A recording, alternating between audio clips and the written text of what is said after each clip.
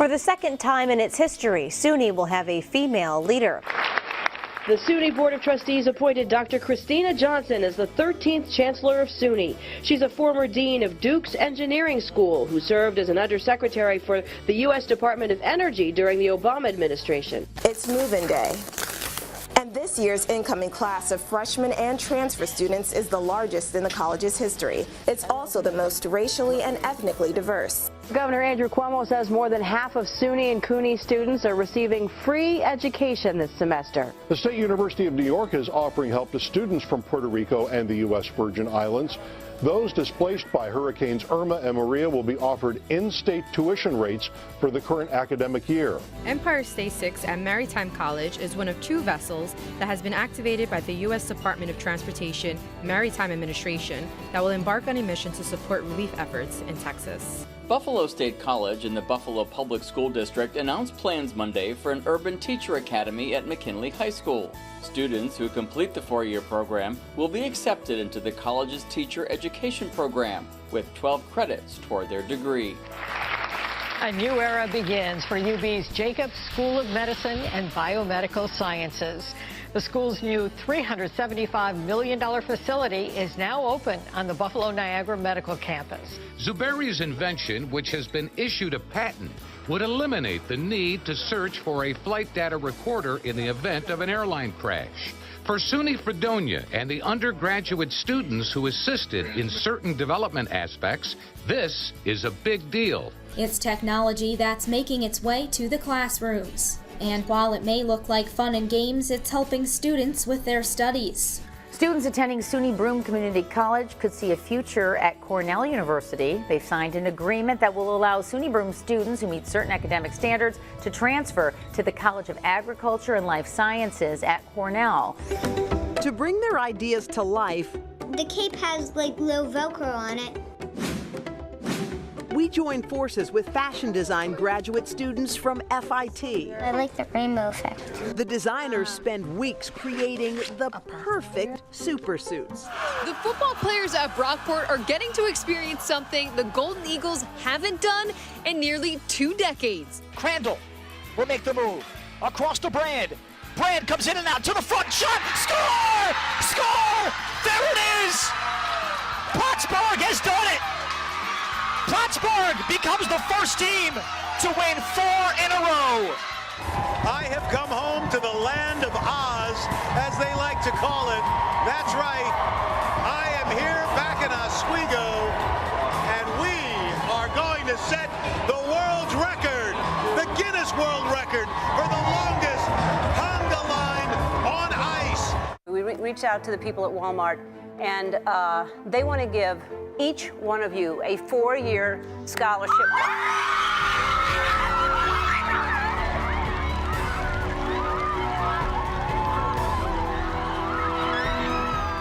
Last night, I was awarded with the Educational Opportunity Program Distinguished Alumni Award out of 30,000 nominees. And the very quick thing that's very important is the Educational Opportunity Program is a program, a scholarship, full scholarship for the State University of New York system for distinguished scholars, for people of color that don't have the money to go. I wouldn't have been able to go to school without them, and thank you. We'll be right back. I think the thing that I think is the opportunity is that education has got to be the biggest investment for our society. And so I would hope that I can bring along not only the universities and the colleges and community colleges, but along industry and corporations, and create these public-private partnerships that will make this work. We have to figure it out, and I'm confident we will. Please welcome SUNY's Chairman of the Board of Trustees, H. Carl McCall.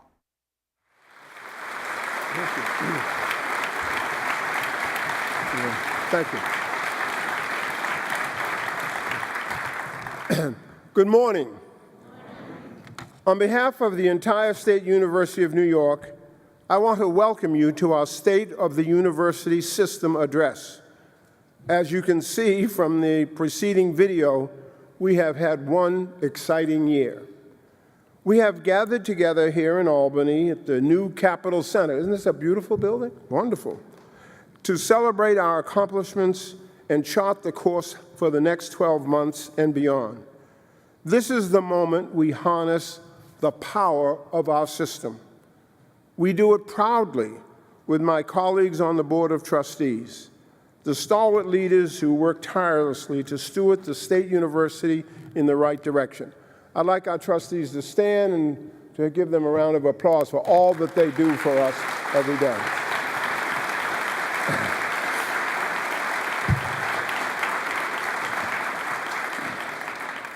We also do it alongside our talented cadre of college presidents. They're the generals, ensuring the vision set forth today becomes a reality across our 64 campuses. We are exceptionally fortunate to have such commitment at the helm of our institutions. Would the presidents all stand so we can applaud them for their service?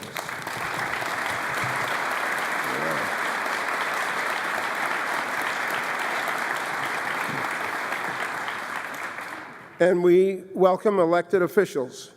We particularly want to thank Governor Cuomo, Lieutenant Governor Hochul, Albany Mayor Sheehan, and other legislators. These public servants are truly champions for the campuses that serve their districts and the students from their hometowns that attend our schools. Will our elected officials stand so we can recognize them?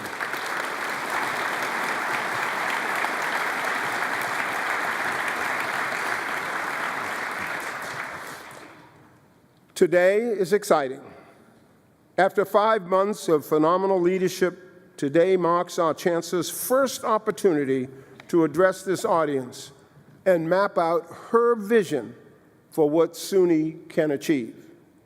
As we continue to navigate the uncertainty of our current political climate, I find it more important now than ever that higher education asserts its value to the uplift and progress of our nation.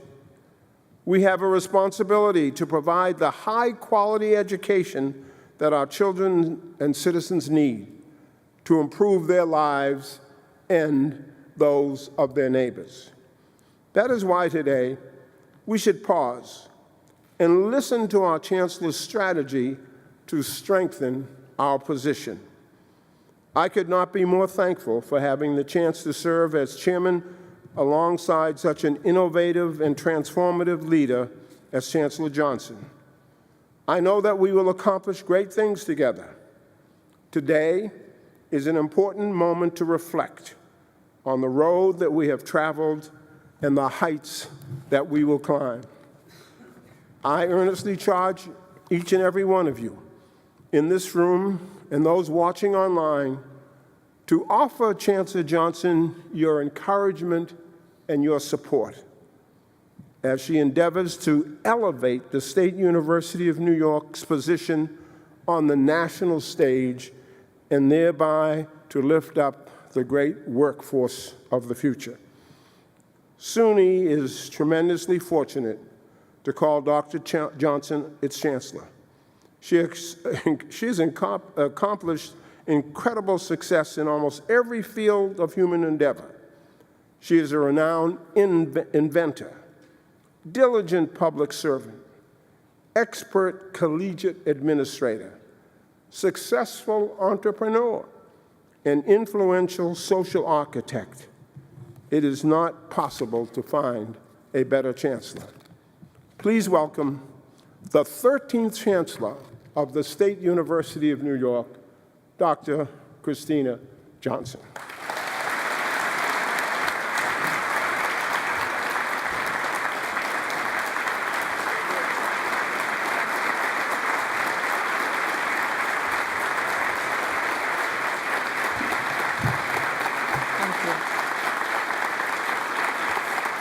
Thank you. Well, good morning. I'm thrilled you're here with me today for my very first State of the University System address. And thank you, Chairman McCall, for that generous introduction. Every day, you inspire me with your service to SUNY and your deeply held beliefs about the importance of higher education in allowing people to make the best use of their talents and to make a difference in the world. I recently heard Chairman McCall tell a group of our students, education is the opportunity to change your life for the better. Take hold of your opportunities and use them for all they're worth. Chairman McCall, I'm grateful to you and our Board of Trustees for appointing me as SUNY's Chancellor, an inspiring opportunity to serve that I plan to use for all it's worth. I'd also like to thank my other boss, President Satish Tripathi, who recently told me that I had received tenure at the University of Buffalo in the College of Engineering. However, it is subject to Chancellor approval. I'd also like to thank Governor Cuomo, Lieutenant Governor Hochul, and their leadership teams for their remarkable support of SUNY. Thank you to our New York State legislators for their dedication to higher education and ensuring the success of the next generation. Thank you, Mayor Sheehan, for being with us today, and also a special thanks to Chancellor Emerita Nancy Zimpher, my predecessor, for all she accomplished in 8 years to elevate SUNY's reputation. I'd like to thank the presidents and the admirals of our colleges and universities, their college councils and trustees, the faculty senate, the faculty council, and the student assembly for the warm welcome they have given me. I thank my fellow faculty and staff members who have joined us, especially my executive leadership team, the best team in higher education. I would also like to acknowledge SUNY's partners in industry, government, and philanthropy, some of whom are here today. A decade from now, when we look back on what we've accomplished together, I know your leadership will have been instrumental to our shared success. And I'm very grateful to my wife, Veronica Meinhard, who is here with us today, for her love and support as I took on this role. Thank you, Veronica. Lastly, I want to thank the students who have joined us. You are what today is all about. Or as Governor Cuomo recently said in his State of the State address, our greatest asset is our young people, and everything we do is for their future. When I first started as the Chancellor of SUNY, people would often ask me, what is your vision for SUNY? And I would tell them I needed to first experience SUNY. So I began traveling the state to visit our campuses, and everywhere I went, I asked everyone who would listen, what makes SUNY the best? And what does it mean to be the best? What have I learned? I learned that SUNY is unlike any other university system in its scope and range, and it's up to us to define our own best model. We are distinguished research universities and academic medical centers, liberal arts colleges, community colleges, and colleges of agriculture and technology. Within the enormous, beautiful, and diverse geography of New York, very few people live more than 30 miles from a SUNY campus. And we have a large online learning network. The entire system is devoted to the opportunity and access of students of all backgrounds. In my travels, I experienced the range of SUNY firsthand. I visited the Fashion Institute of Technology in New York City, where our students are partnering with NFL to redesign their team logos and graphics to attract younger fans to a century-old sport. I visited a clean room where the world's smallest transistor was created, 5 nanometers thick, 16 times smaller than the diameter of a human hair. This breakthrough radically increases the potential density, performance, and power of our computer chips, enabling technologies that I'm going to talk about in a few minutes. I visited a culinary arts classroom at Buffalo State. And when one of the students posted my offhand comment about how I wished I could make pie crusts in their state-of-the-art kitchen, my friends and family quickly weighed in, asking me when they could expect their pies, and texting me, oh my, Chancellor's got pie. Having met those talented Buffalo State students, I think I'll leave the baking to them. I developed a soaring pride that SUNY is able to offer its students so many different opportunities to build a better world, matched to their own particular talents and interests. And I learned that each SUNY school is distinctive with its own history, legacy, and future. I learned also that many of our schools are the cultural and economic hearts of their communities, offering crucial resources for local businesses as well as educating their workforces. Our presidents co-chair 6 of the 10 regional economic development councils established by Governor Cuomo, and SUNY schools are viewed as gems by their cities and towns that host them. To me, The challenge of leading SUNY is figuring out how campuses work together as a seamless 21st century educational system while retaining and amplifying that distinctiveness. Last summer, I gave every SUNY president a copy of a book called The Starfish and the Spider by Ori Brofman and Rod Beckstrom, which argues that the most adaptable and resilient organizations are open organizations where leadership is distributed. In other words, organizations that understand the power of their networks and catalyze innovation at the local level as well as at the center to strengthen the entire system. This is the kind of hybrid organization I envision for SUNY, since there are times when SUNY gains from being part of an integrated system, and other times when our students and faculty are best served by campuses that act on their own best knowledge and mission. And there are examples of success in between, when a handful of SUNY schools work together and share their resources to benefit the students on their campuses. A great example of the adaptability enabled by such a hybrid form of leadership was our rapid response to the devastation in Puerto Rico in the wake of Hurricane Maria. Our faculty and students were eager to help, to apply their knowledge and share their education.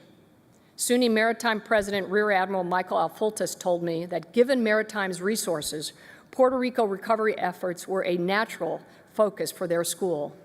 And in October, I had the honor of joining SUNY Maritime's training ship, the Empire State 6, as we returned home from Puerto Rico after being activated by the federal government for relief efforts. On board, I had the great pleasure of meeting Captain Rick Smith, as well as a cadet named Hannah Lease, who intends to spend her career making shipping a lot cleaner to help limit the extreme weather provoked by climate change. Meanwhile, at the University of Albany, led by President Dr. Javidan Rodriguez, who grew up in Puerto Rico, we have a college focused on emergency preparedness.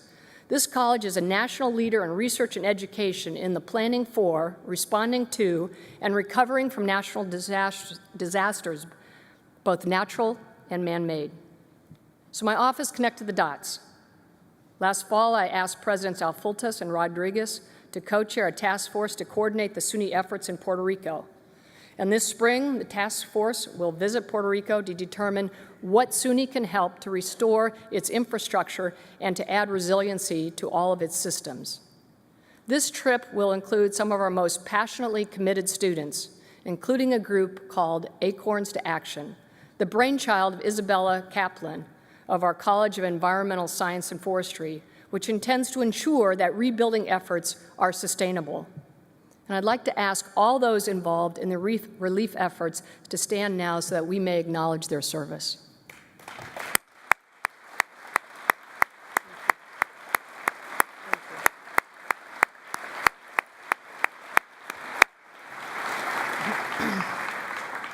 Such collaborations between distinct schools make the SUNY system a force to be reckoned with in the world at large. At the same time, ideas piloted at a single school may well be worthy of scaling across the entire system. Within this hybrid model, I want to ask every part of the SUNY system to focus on 4 themes that will position SUNY as a national leader in higher education, positively impacting the lives of our students, and continuing to drive the economy of New York State and the nation. The 4 themes of my vision for SUNY are innovation and entrepreneurship, individualized education, sustainability, and partnerships. So let's begin with innovation and entrepreneurship, particularly in the age of digitization and the Internet of Things. Competitor nations to the United States understand that those who lead in artificial intelligence and machine learning will own the next century. Well, I want SUNY, and by extension, New York State, to lead. As a measure of how far and how fast the world has come in the terms of artificial intelligence, the last time I owned a car was in 2009, and self-driving vehicles were considered pretty Jetson futuristic. This weekend, I leased an electric vehicle that comes with a driver assistance feature and will soon have a self-driving option. Autonomous vehicles are now an inevitability. But advances like this also cause painful dislocations. Automation has already cost the United States manufacturing jobs. According to one study, 88% of job losses in manufacturing from 2000 to 2010 were due to technology-related productivity growth. In other words, machines allowing businesses to do more with fewer people. And this technological unemployment is likely to accelerate as machines become more intelligent and adaptable. On the other hand, many jobs are about to become more interesting as people work alongside machines that can relieve them of routine tasks and add to their capabilities. A recent McKinsey Global Institute study found that 60% of jobs can be partially automated. However, resourcefulness, creativity, and social skills will only become more valuable. The question for SUNY and the New York State is, will we simply bear witness to the loss of not only jobs, but entire industries, or will we educate our students, empower our faculty and industry partners, and lead in the new era of augmented intelligence? Answering this question means asking if our programs today are preparing students for the future complex social, technical, and geopolitical landscape. And to prepare our students to thrive in the future, we have to recognize that boundaries between disciplines are disappearing. My own career started in engineering, evolved into energy policy, startups, and academic leadership. This evolution gave me an appreciation of the importance of persuasive oral and written skills and the ability to draw from history and psychology that the liberal arts provide. And the reverse is also true. Our liberal arts students will need to know how cognitive computing can enhance their creativity and critical thinking. For SUNY to be a leader in this next century and realize the potential of augmented intelligence, we will need to increase cross-disciplinary research, our scholarly work, entrepreneurship, and our outreach. I'm setting a goal for SUNY to at least double all of these measures over the next decade. This includes expanding opportunities we offer our students for research in emerging disciplines and internships with innovators and entrepreneurs in fields that are changing our world. We will make targeted investments in research that will advance our understanding of how artificial intelligence and machine learning will impact every industry and academic field, including finance, medicine, transportation, the arts, the physical sciences, and social sciences, and the humanities. And to succeed in this theme, we will need to invest in more full-time faculty. 40% of SUNY faculty are near retirement age.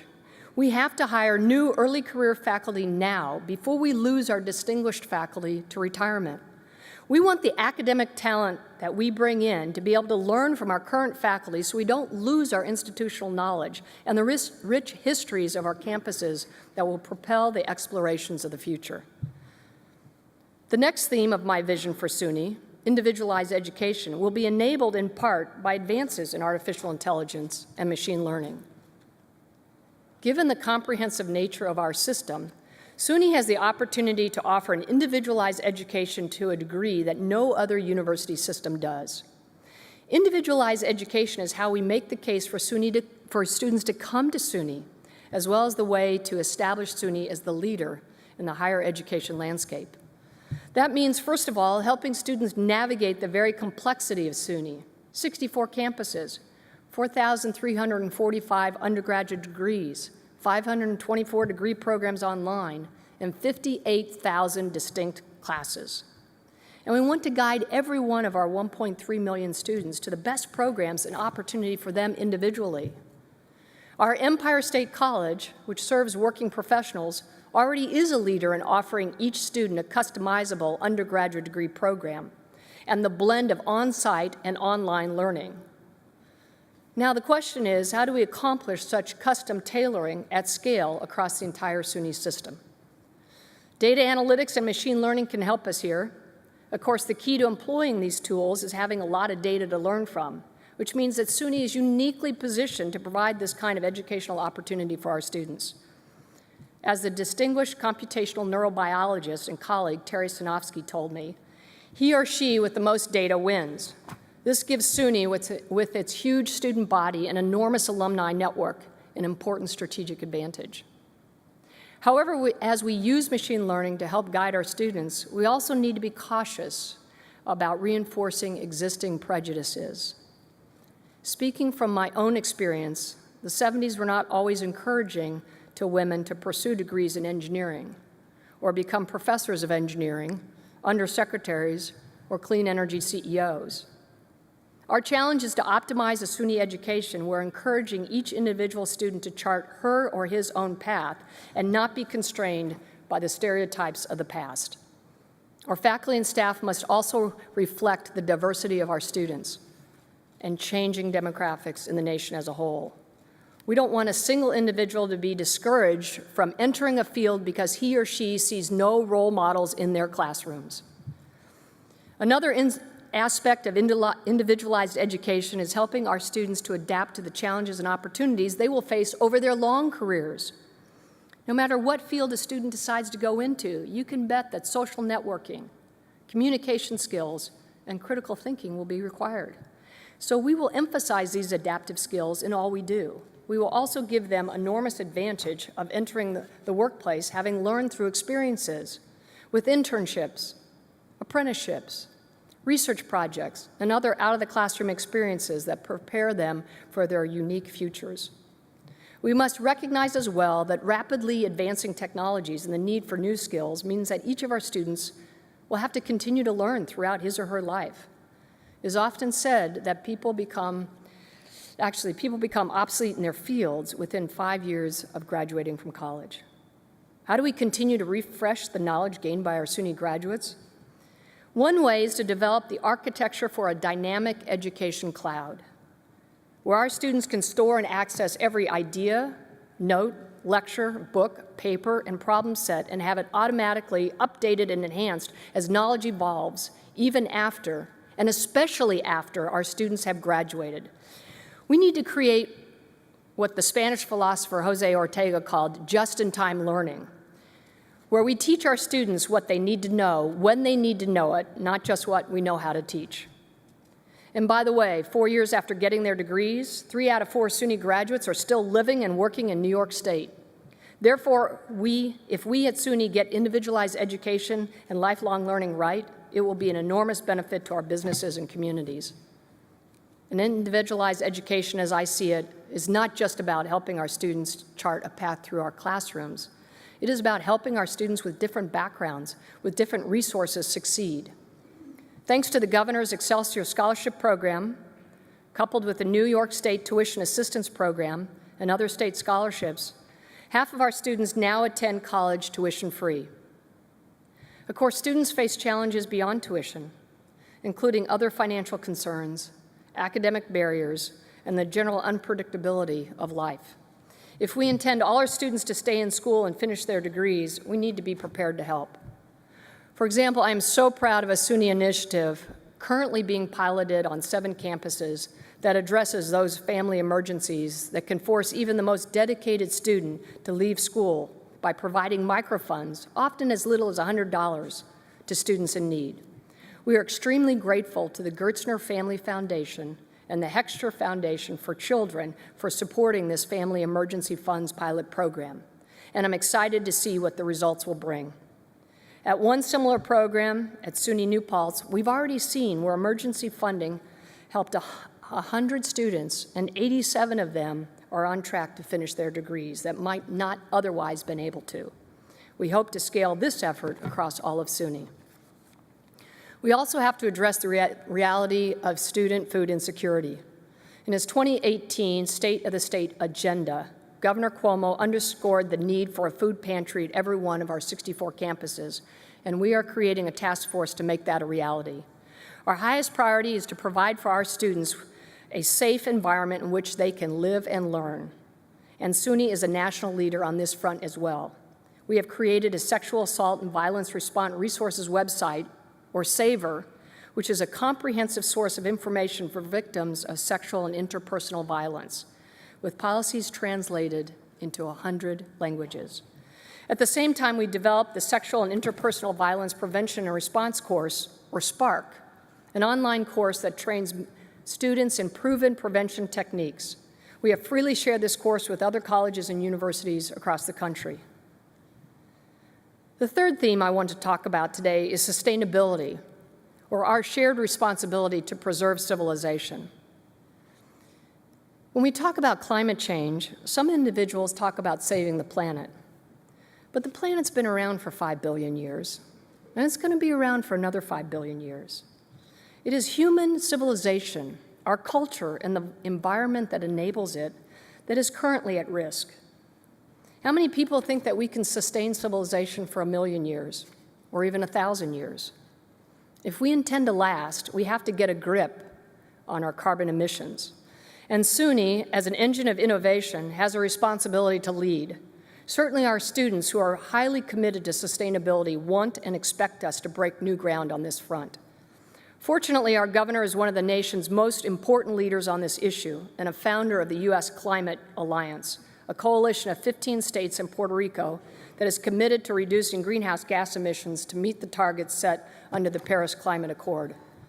Governor Cuomo's goals for New York State are even more ambitious. This year, he issued Executive Order 166, which calls for reducing the carbon footprint of state agencies by 40% and sourcing 50% of New York's electricity from renewable sources by 2030. As SUNY owns and operates 2,346 buildings, or 40% of the building infrastructure of the state of New York, it's no surprise we are responsible for about 40% of compliance with Executive Order 166. So I say, why wait until 2030? It is my pleasure to announce today that SUNY plans to source 100% of its electricity from zero net carbon sources, including renewables and energy storage, as soon as possible. Last year, SUNY spent $189 million on energy. We will use SUNY's buying power to buy clean power. And the sooner we do this, the better, as we estimate it will reduce our carbon footprint by 400,000 tons of CO2 equivalents per year. Making investments in renewable energy and storage aligns with the recent initiative Governor Cuomo announced to install energy storage regionally in order to increase the resiliencies of our communities in case of a natural or man-made disaster. Let me be clear, when the power is out, we plan to have SUNY campuses have power, the power to help our communities rapidly recover. Furthermore, and starting immediately, all new SUNY buildings will be designed to achieve zero net carbon emissions. And in our existing buildings, which are on average 47 years old, we intend to invest in deep energy retrofits and energy efficiency when performing critical maintenance. Now, you might be wondering, given the challenging budget times the state of New York is experiencing, can we afford to do this? I would submit we can't afford not to, and that this is the exact time to make these investments. The fact is, energy is a commodity, and commodities go through cycles. Gas and electricity prices, interest rates, and market volatility have been at their low over the past decade. In other words, we're at the low end of the commodity cycle.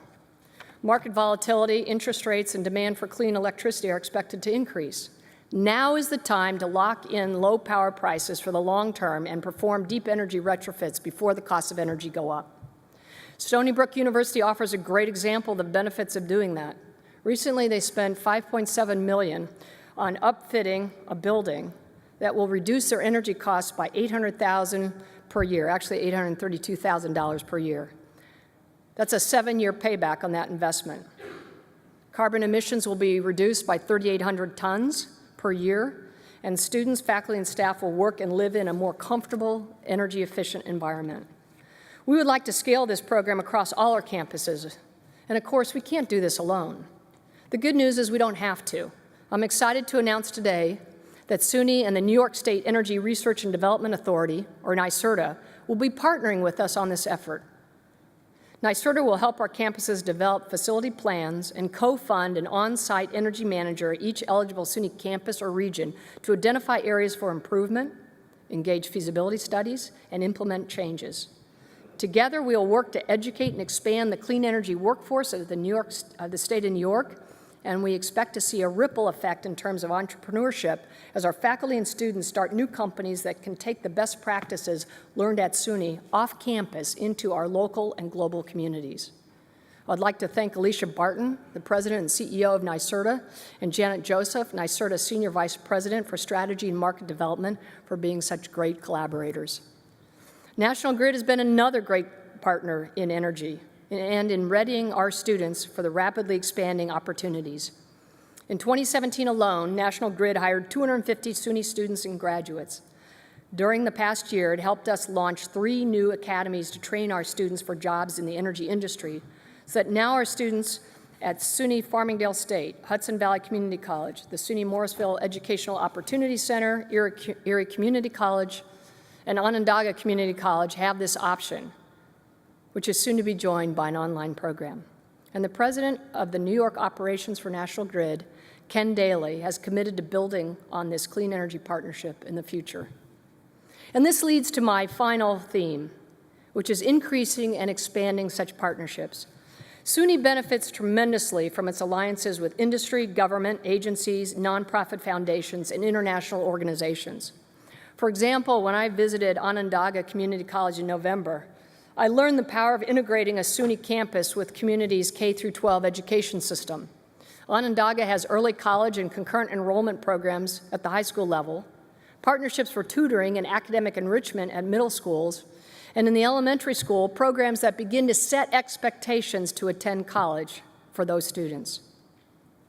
Then there are partnerships at the state level. For example, we are using our expertise in advanced materials, healthcare, information technology, and energy to partner with 4 investment funds sponsored by the Empire State Development Corporation, administering an $8 million pool of capital that invests in high-potential, high-growth, early-stage companies. This partnership increases the number of SUNY-affiliated startups considered for investment and makes SUNY an even greater force within the innovation economy and ecosystem of New York State. And our partnerships are global. We have 1,000 study abroad programs across 7 continents. But even as we have increased students' participation in these programs, only about 1 in 100 associate degree students and 15% of our 4-year students will avail of these opportunities. We need to raise these numbers because more than ever, our students need to be global. But to truly take advantage of the opportunities ahead, we must expand our philanthropic partnerships because the only limitation SUNY truly faces in taking our ideas to scale is resources.